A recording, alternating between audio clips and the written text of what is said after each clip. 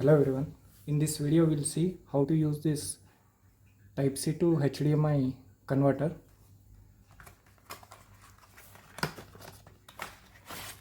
This is how this HDMI port converter looks. You can see we have got HDMI Type C and one USB port.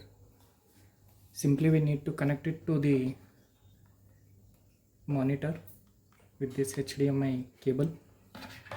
Here I have this Samsung S24 FE. In this there is a feature called DeX. With this feature we can connect this mobile to the monitor. Here simply I will connect this to the mobile.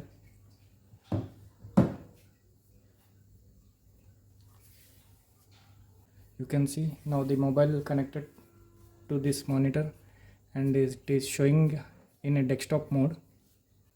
I have this wireless mouse with me. I will connect this dongle to the USB port.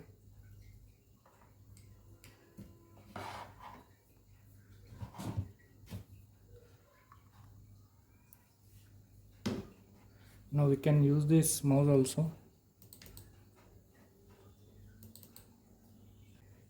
You can see it's working perfectly. Not only mouse, we can connect the wireless keyboard also. I'll type something in this URL.